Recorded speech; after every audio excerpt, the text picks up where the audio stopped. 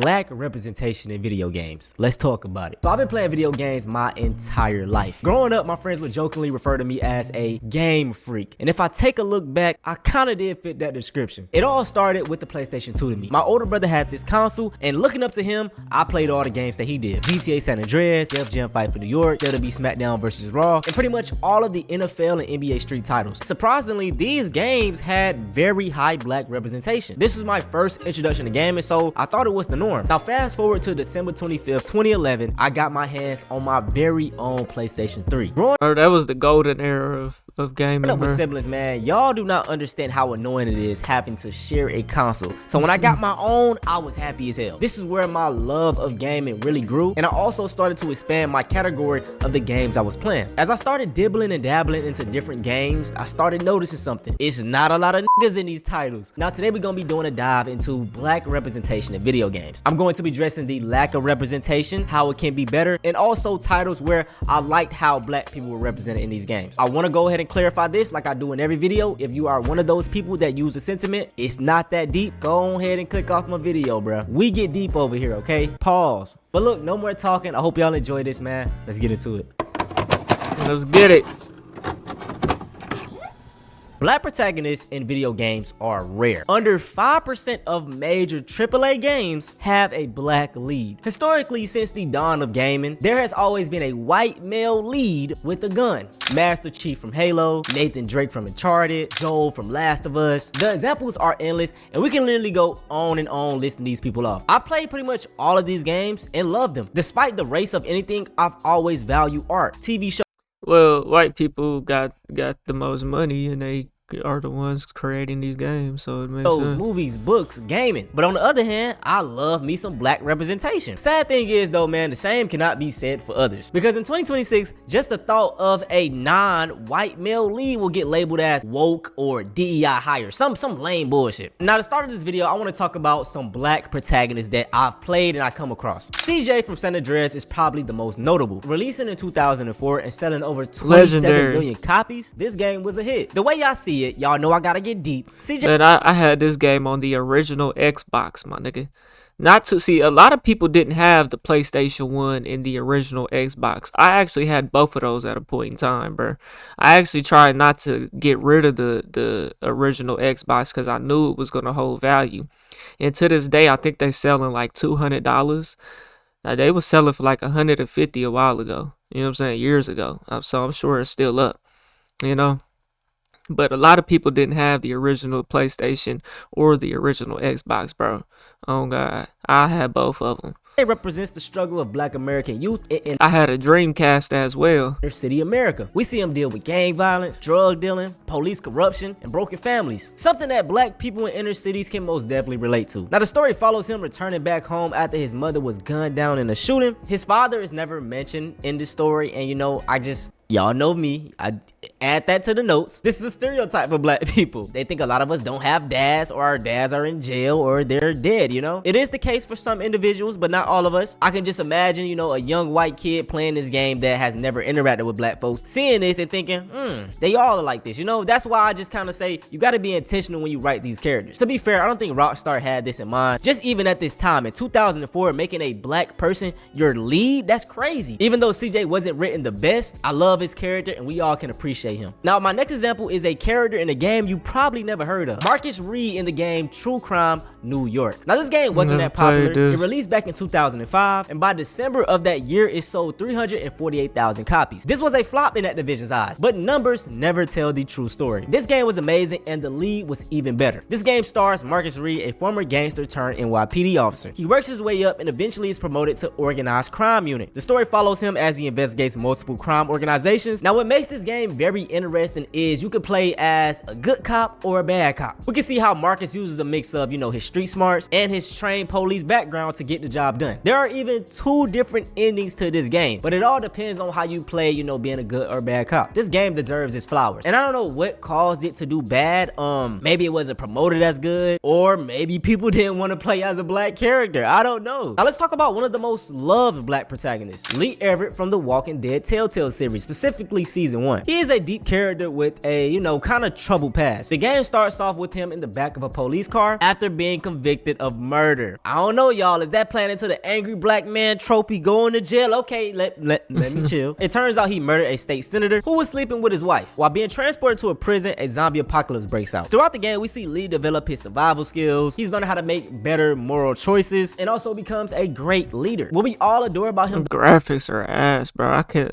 Some games I just could not fucking play, bro. If it ain't GTA, and a lot of people gonna be like, they feel how they feel about niggas that only play 2K, Madden, GTA, Call of Duty. They say that's a trash lineup. You're not a real gamer, nigga. I don't give a fuck. Them any other game, all them Uncharted bullshit, all that shit is fucking boring, bro. I played Halo as a youngin', but my partner had the game and I just played it with him. You know what I'm saying? I didn't really even have, my parents really couldn't afford all that stuff all the time. So I was like, at different times I had it and sometimes I didn't have it. You know what I'm saying? Same thing with cable, my nigga. Oh god. The most though is his relationship with Clementine. Now Lee is introduced to Clementine when she's about 8 or 9 years old. She was separated from her parents because of these this graphics are ass. Lee I would never play this wing, shit. and they end up forming a father-daughter bond. Lee goes from a person who is, you know, extremely flawed, ashamed of his past, feeling guilty. So by the end of the game, man, a protector, a great leader, and an overall loved person. I don't want to spoil the story, man. Just know I'm a real nigga and I don't cry. But at the end of that season, a real nigga shed a tear, alright? Black male leads are rare in gaming. But you wanna know what's even more rare? Black woman leads. The most notable character for this is Clementine from The Walking Dead. We just discussed her. There are many discussions surrounding her race, and it is kinda, you know, troublesome. To me, she looks racially ambiguous. And what you notice is that within media, they always try to frame a light-skinned person or, you know, someone of mixed descent as the standout for the entire race. This is a problem because, you know, black people such as myself or even darker than me, especially my black women, it's like I appreciate the representation, but it's not true. You know what I'm saying? I don't understand why they made Clementine look like this when there is a photo of her parents, right? She has a black mom and black dad. I think they're fully black, but somehow Clementine, she looked Blasian, right? She like you have a full Asian parent. But anyway, man, she's black. She got 2 black parents. In the series, man, we see her grow from a scared young girl to an absolute beast. You know what I'm saying? So Clementine, she's goated, and I love her. So yeah. Now a recent example that portrays black women in the best light in video gaming to me, and we probably have never seen a greater representation of us in general in video gaming. Hazel in the game South of the Midnight, released last year in 2025. You play as Hazel Flood, a young woman in a magical southern gothic version of the American Deep South after her hometown was devastated by a hurricane. Now Hazel discovers that she's a weaver. You ask what a weaver is? Let me explain. It's someone who can see and manipulate mythical threads that bind reality together. Now the story centers around her finding her mom and healing fractured spirits and places by confronting supernatural beings. I love Hazel, man. She is very well rounded. She's not stereotypical in no type of way, and I couldn't complain less. There are also many cultural references in this game, specifically for all my black Americans that live in Louisiana. Man, as a community, bro, when this game came out, a lot of black people, we came together and we love this shit, bro, because we never get this type of representation in video games, bro. It was just something magical. But we all know we had a certain group of niggas hating. Now look at South of Midnight Steam numbers. Let me see, I pulled this up. So it's got only like 400, 300 people playing it. I mean, let's be honest. I mean, I feel like there's not going to be that many people that buy this kind of a game, right? Like, that's it. And so this is the issue I think a lot of these studios have, is that they think that they can take a genre that appeals traditionally to men and then shift it to a female protagonist or like a female setting and then expect to maintain their audience. You can't do that.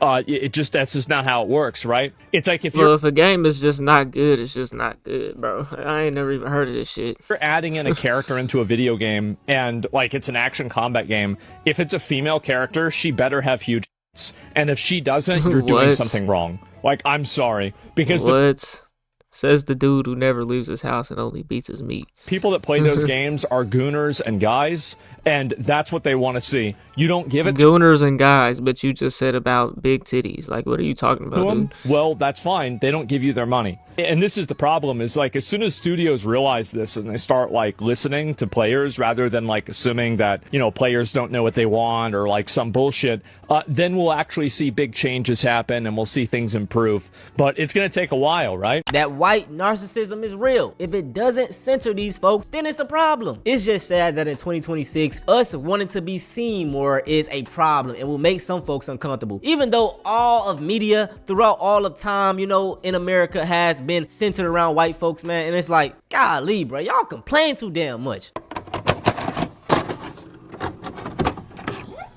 In 2026, my motto is simple. If a game doesn't offer solid, customizable, black features, I'm not buying it. Games claim to have the most diverse customization ever, but can't even get the bare minimum down pat. Sorry, you gonna play GTA 6, nigga? I don't know about y'all, but I like putting myself into video games. This helps with the immersion. Like, if I can see myself in the character, I'ma like it more. Simple. This is a problem that is bigger than gaming though. The entire world is whitewashed. You know, your essential features are put on a pedestal and everything else is seen as lesser. Lighter skin, smaller noses, straighter hair. Speaking of hair, if I see this shit don't make me mad, bro. Do not make me mad. Nobody in real life rocks Hell no, oh hairstyle. god. Killmonger has did irreversible damage to these white developers. I promise y'all, we don't like this shit. And even Hell just no. the texture, we never see this shit represented in the best way. I think this is a big reason why a lot of black people cater more towards sports games. 2K, for example, man, their customization is, you know, it's top notch. We got the black Hell no. 2K is dog shit. hairstyles, you got the black clothes, you got the culture. Like, we don't see this in That's the because it's predominantly black. games. I love Elden Ring. I played it for the first time a few months ago and I love the game. But when I was creating my character, I could not make myself look like me. It was like, you know, I felt like I didn't belong there. But there are games that did it right and I want to highlight them. These motherfuckers at Robert Space Industries done did it. Yeah, that Star look good. Citizen is not a scam. Cloud Imperium Games. Look, they did it. Look at the 4C. Look at the naps, nigga. Granted, the lineups in the year 3000 something is trash. Of course, they had to give us the fucking Killmonger. Got a nigga looking like Big Sean in this bitch. The locks is kinda ass, but they're doing the Look like best J. they Cole. can. Another billion-dollar company done did it. 1 nigga. 2 Okay. nigga, 3 nigga. 4 nigga. 5 nigga. 6 pre-made niggas ready to go. No shit about no wiggin' wealth, but niggin' wealth. Nah, they had the must black be what women on they point use for though. their hair. The naps are napping. The fades are cleaner. We all know that one nigga that got cornrows and shouldn't have gotten them. But this ain't him. Hogwarts Legacy gave us beautiful natural designs. Look at that.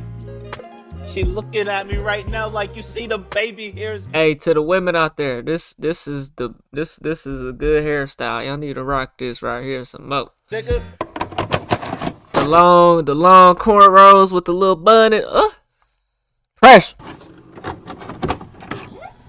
That's my little rant. Y'all know I make everything deep. If you're not black, you may think I'm tripping, but just put yourself in our shoes. If you grew up watching everything being the opposite of you, you never see any representation, and then the little representation you see is flawed and also critiqued heavily. You like, you know, you kind of feel like y'all get it. If you are a dev, you know what I'm saying, a white dev watching this video, the research is out there, okay? You can, or hire some black people to be on your team. It's not hard, bro. It's 2026. Y'all can make it happen. I promise you, man. We love a variety of games, but we also gotta feel represented in it. But I hope y'all enjoyed this video, man. If y'all want to see something similar to Hey man, y'all let me know what y'all think, man. We on the road to 100K. Okay, if you ain't hit that like button, subscribe button, and turned on all notifications, slap that dog shit about yourself, because that's the first thing you should have did when you clicked on this video.